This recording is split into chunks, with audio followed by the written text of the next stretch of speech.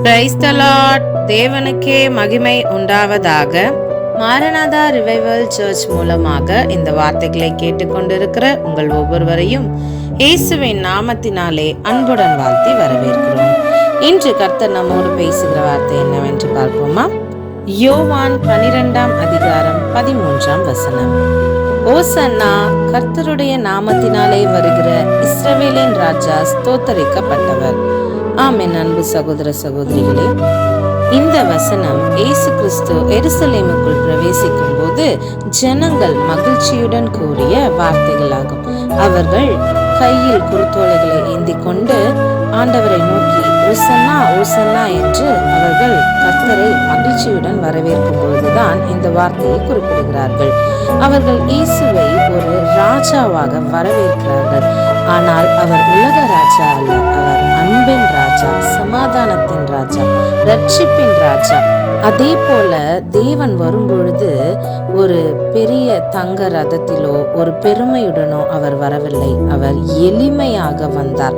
எளிமையாக கழுதையின் மீது அமர்ந்து தேவன் பவனி வரும்பொழுதுதான், இயேசு கிறிஸ்து அந்த பவனி வரும்பொழுது ஜனங்கள் எல்லாரும் அவரை பார்த்து ஓசன்னா ஓசன்னா என்று ஆர்ப்பரித்தார்கள் என்று இந்த வேதவசனத்தில் நாம் பார்க்கிறோம். இதிலிருந்து நாம் கற்றுக்கொள்ள வேண்டிய பாடம் என்னவென்று சொன்னால், எளிமை. அவர் எப்படி கழுதையின் மீது அமர்ந்து வந்தாரோ அது எளிமையை குறிக்கிறதாக இருக்கிறதல்லவா? உண்மையான மகத்துவம் என்பது எளிமையில் தான் உள்ளது. இன்று நாமும் ஓசன்னா என்று சொல்கிறோமா? அதாவது நம் வாழ்க்கையில் இயேசுவை நம் இதய ராஜாவாக, நம் குடும்ப ராஜாவாக, நம் செயல்களின் ராஜாவாக ஏற்றுக்கொள்கிறோமா என்று நாம் சிந்திக்க வேண்டும். இதை வார்த்தைகளால் மாத்திரமல்ல, நம்முடைய நடக்கைகளிலும் கீழ்ப்படிதலிலும் அன்பிலும் மன்னிப்பிலும் இந்த எல்லா காரியங்களையும் நாம் செய்வதன் மூலமாக இயேசுவை நாம் ஸ்தோத்தரிக்க வேண்டும்.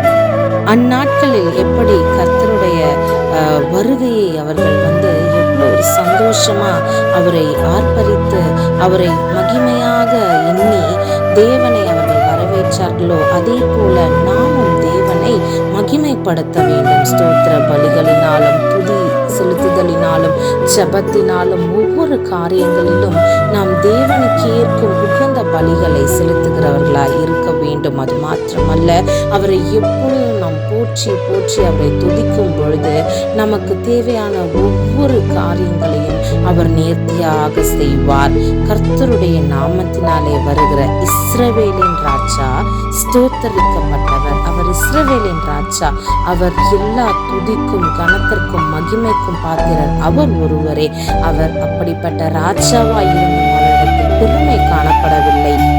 தாழ்மையை அணிந்தவராய் நம் தேவன் இருந்தார். எளிமையாக கழுதையின் மீது அவர் பவனி வந்தார் என்று நாம் பார்க்கிறோம். அதே போலதான் இந்த நாட்களிலும் நாம் தியானிக்கிறோம். அநேக வசனங்கள், பெருமையுள்ளவனுக்கு தேவன் எதிர்த்து நிற்கிறார், தாழ்மையுள்ளவர்களுக்கோ கிருபை அளிக்கிறார் என்று சொன்னது போல, இயேசுவை நம்முடைய சொந்த இரட்சகராக ஏற்றுக்கொண்ட நாம் அவரை போல எளிமையாக தாழ்மையுள்ள பிள்ளைகளாக வாழ வேண்டும். இப்பொழுது நாம் ஜெபிக்கலாமா? ஆமென். அன்பின் ஆண்டவரே, இந்த வார்த்தையின் மூலமாக நீர் எங்களோடு இடைப்பட்டதற்காய் நன்றி அப்பா. கர்த்தருடைய நாமத்தினாலே வருகிற இஸ்ரவேலின் ராஜா ஸ்தோத்தரிக்கப்பட்டவர். ஆண்டவரே, துதி கன மகிமை எல்லாம் ஒருவருக்கே உரியது அப்பா. நாங்கள் உம்மை துதிக்க வேண்டும், உம்மை போற்ற வேண்டும், உம்மை மாத்திரம் மகிமைப்படுத்த வேண்டும். அது எல்லாவற்றுக்கும் காரணர் பாத்திரர் நீர் ஒருவர் மாத்திரம் ஆண்டவரே. இன்னும் நாங்கள் உம்மை அதிகமாய் துதிக்க வேண்டும், இன்னும் உம்மை அதிகமாய் மகிமைப்படுத்த வேண்டும். எப்படி நீர் எளிமையாக ஆண்டவரே அப்பா நீர் வாழ்ந்தீரோ அந்த உலகத்திற்கு அதே போல நாங்களும் எளிமையை தரித்து கொண்டு மனத்தாழ்மையை அணிந்து கொண்டு வாழ என் தேவனை உதவி செய்ய வேண்டுமாய் ஜெபிக்கிறோம். எல்லாவற்றையும் உம்முடைய பாதத்தில் அர்ப்பணிக்கிறோம். இயேசுவின் நாமத்தில் ஜெபிக்கிறோம், ஜீவனுள்ள நல்ல பிதாவே. ஆமேன், ஆமேன், ஆமேன். God bless you.